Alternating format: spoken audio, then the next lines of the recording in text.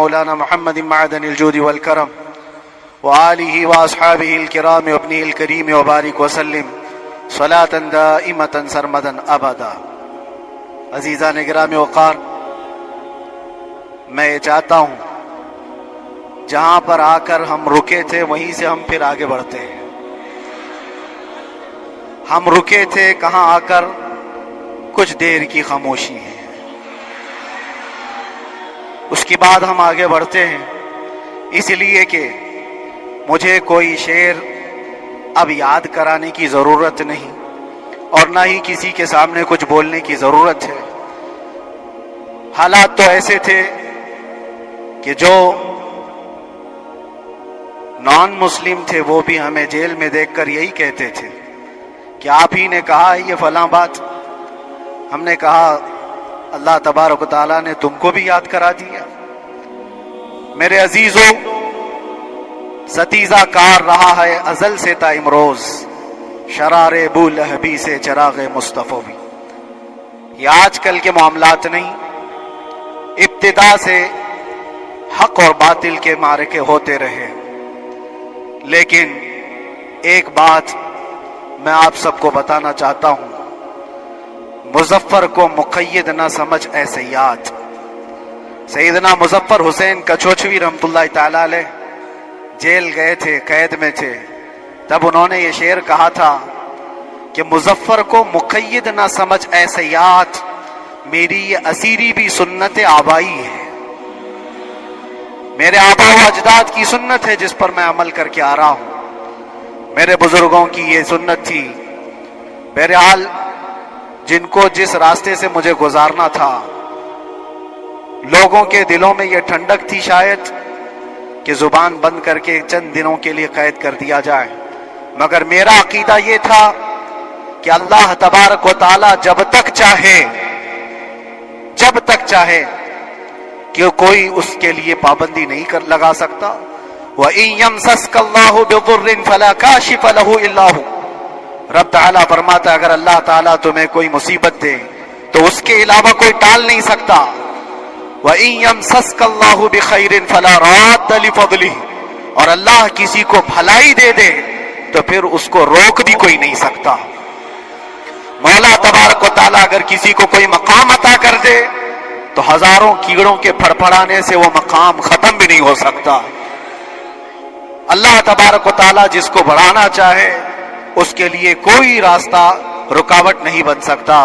اس لیے کہ ہم نے تاریخ میں دیکھا ہے پیبند لگے کپڑے پہننے والے، پیروں میں چپل نہیں تھے، جن کے ناخن تک اکھڑ جاتے تھے، لیکن وہ جب چلتے تھے قیصر و کسریٰ بھی کانپتے تھے، جن کا ہی یہ نعرہ تھا ٹل نہ سکتے تھے جنگ میں اگر اڑ جاتے تھے، پاؤں شیروں کے بھی میدان سے اکھڑ جاتے تھے، حق سے سرکش ہوا کوئی تو بگڑ جاتے تھے، ارے تیغ کیا چیز ہے ہم توپ سے بھی لڑ جاتے تھے۔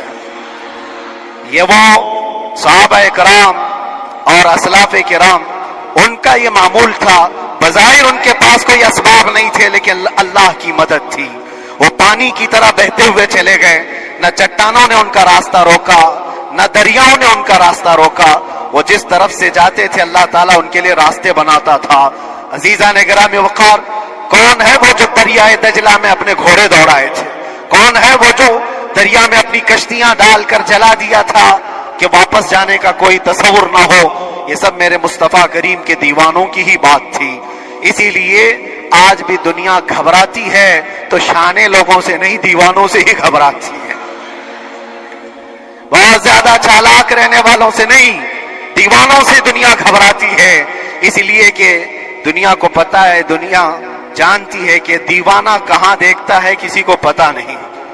اور یہ اس دیوانے کی بات کر رہا ہوں جس کے لیے اللہ کے حبیب صلی اللہ تعالی علیہ وسلم کی عزت و وقار سب سے اول ہے۔ عزیزان گرامی وقار، آج آپ کے سامنے حاضر آیا، یہ میرے استاد گرامی، مربی، استاذ الاساتذہ، برادر گرامی حضرت العلامہ مفتی زبیر احمد صاحب قبلہ ادام اللہ اقبالہ، جنہوں نے دن رات ایک کر دیے تھے۔ میرے خیال سے 8 مہینے میں جتنے ان کے بال سفید ہوئے اس سے زیادہ نہیں ہوئے ہوں گے، صرف اسی لیے نہیں کہ ایک بھائی کے لیے اس لیے بھی لڑ رہے تھے کہ ایک عالم کے لیے جس سے دین کا بہت سارا حصہ وابستہ ہے، ان کی محنتیں رائگاں نہ گئیں۔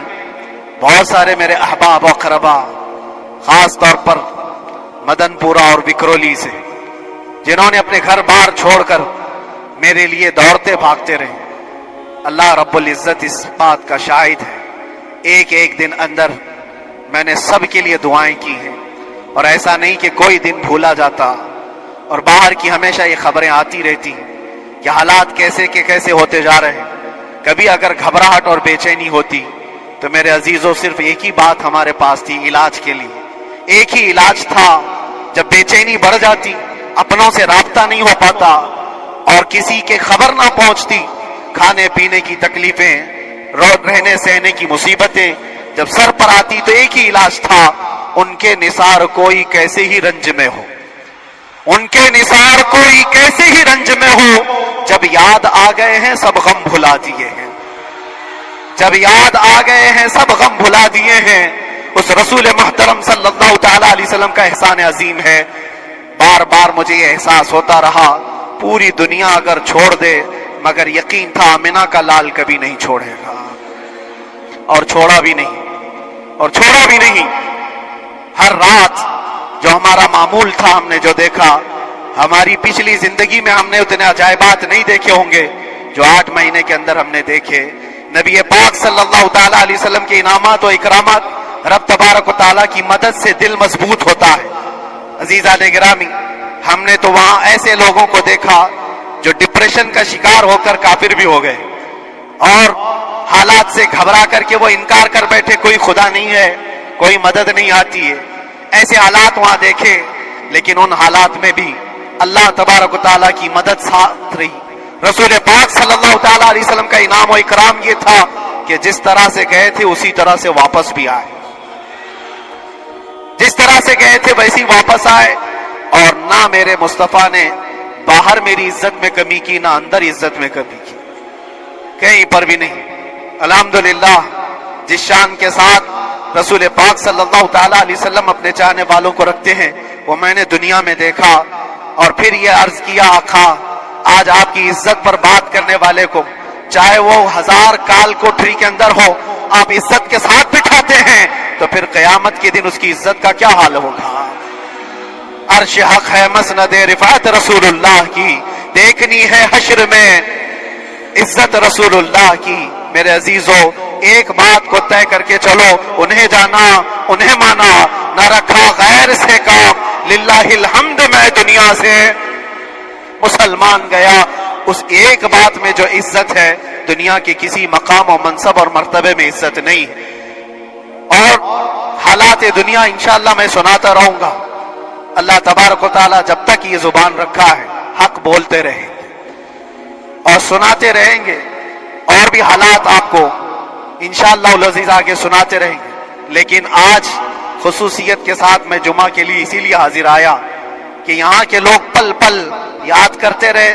حضرت مجھے ہر بار خبر دیتے کہ جب نماز سے فارغ ہو کر کے میں نکلوں تو مجھے لوگ پکڑ لیتے، کیا ہوا، اب کیا خبر ہے؟ تو جس قدر آپ کی بے چینی تھی، بے قراری تھی، میرے عزیزو، مجھے بھی ملنے کی بے چینی اور بے قراری تھی، لیکن یہ ایک سٹیج تھا جس سے گزارا گیا ہے، ایک مقام تھا جس سے گزارا گیا۔ میں تو ایک نکما آدمی، میں تو ایک کم پڑا ہوا ہوں، لیکن آپ کو بزرگان دین کی اگر تاریخ پتہ ہو، امام اعظم ابو حنیفہ رضی اللہ تعالیٰ عنہ، جن کو ناحق جیل میں رکھا گیا تھا، امام موسیٰ کاظم رضی اللہ تعالیٰ عنہ 7 سال تک قید میں رہے۔ یہ کون امام موسیٰ کاظم؟ جن کے دربار میں جانے کے لیے غوث اعظم عبد القادر جیلانی رضی اللہ تعالیٰ عنہ 4 کلومیٹر دور اپنی چپل اتار دیا کرتے تھے۔ امام موسیٰ کاظم کا وہ دربار ہے جن کو باب الحوائج کہا جاتا ہے۔ اس امام کو 7 سال تک بغیر کسی قصور کے قید میں رکھا گیا، اور حد تو یہ ہے کہ اسی قید خانے میں زہر دے کر کے آپ کو مارا گیا ہے۔ آپ کا جنازہ جیل سے نکلا تھا۔ امام احمد بن حنبل، جن کو 5 لاکھ حدیثیں یاد ہیں نبی پاک صلی اللہ تعالیٰ علیہ وسلم کی، بغداد کے سرے بازار آپ کو ننگی پیٹھ پر کوڑے مارے گئے۔ آپ کو اندازہ ہے، بزرگان دین کی ایک لمبی فہرست ہے، جب میں وہاں گیا تھا تو ایک بزرگ کی بڑی یاد آئی، وہ تھے حضرت مجدد الفسانی رضی اللہ تعالی۔ اکبر جیسے ڈکٹیٹر کے سامنے، اس زمانے کے سب سے بڑے ڈکٹیٹر بادشاہ کے سامنے آپ نے حق بات کا اعلان کیا تھا۔ مجدد الفسانی رحمۃ اللہ تعالی علیہ نے فرمایا تھا کہ اسلام نام سے جو دین ہوگا وہ محمد عربی کا لایا ہوا ہی دین ہوگا، کسی اور بادشاہ کا بنایا ہوا نہیں ہوگا۔ اس بات پر آپ کو قید میں ڈالا گیا تھا، 8 سال تک قید میں رکھا گیا۔ 8 سال میں بادشاہ مر بھی گیا، بیٹا بادشاہ بنا، لیکن کسی نے آ کر جہانگیر کے سامنے یہ بات رکھی کہ آپ کے باپ نے جس مولانا کو قید میں ڈالا تھا گوالیار کی جیل میں، 8 سال میں جیل کا نقشہ بدلا ہوا ہے۔ تو بادشاہ نے پوچھا ہوا کیا ہے؟ کہا کہ اس مولانا نے 8 سال میں تقریباً 700 قیدیوں کو عالم بنا دیا ہے۔ درس حدیث، درس تفسیر، قرآن کا علم، نمازیں جماعتوں سے وہاں اس طرح ادا ہوتی ہیں جیسے لگتا ہے گنبد خضرا کی چھاؤں میں ہے۔ رب تبارک و تعالیٰ کا یہ احسان عظیم تھا۔ ان 8 مہینوں میں بحمدہ تعالیٰ میں نے اپنی لائف میں کبھی اتنی امامت نہیں کی تھی جتنی وہاں امامت کیا، اس لیے کہ پابندی نہیں ہو پاتی۔ جب جب امام رہا مسجد میں چھٹیاں ہوا کرتی تھی، ادھر ادھر آنا جانا، لیکن وہاں پر کبھی کسی نماز میں چھٹی نہیں ہوئی۔ اور امامت اللہ تبارک و تعالیٰ کو جہاں لینا ہے وہاں لیتا رہے۔ اور مجھے اس بات کا تھوڑا قلق تھا، 24 سال سے میں تراویح سنا رہا تھا، 24 تراویح ہو چکی تھی، رمضان المبارکہ 24 گزر چکے تھے، 25واں سال تھا، ظالموں نے مجھے رمضان سے پہلے اندر کر دیا۔ بار بار یہ خواہش ہوتی تھی کہ میری تراویح چھوٹنے نہ پائے، 25ویں تراویح ہے، 25ویں محراب ہے، لیکن رب تبارک و تعالیٰ کا احسان، اندر موجود سارے مسلمانوں نے مطالبہ کیا کہ ہم یہاں جماعت سے تراویح قائم کریں گے۔ اور اب تک لوگ الم تری کیف والی تراویح کبھی کبھار پڑھ لیا کرتے ہیں، لیکن سارے لوگوں نے مل کر کے یہ اتفاقاً کہا کہ ہم پورا قرآن آپ سے سننا چاہتے ہیں۔ کیسے کیسے قیدی تھے، کیسے کیسے کرائم والے تھے۔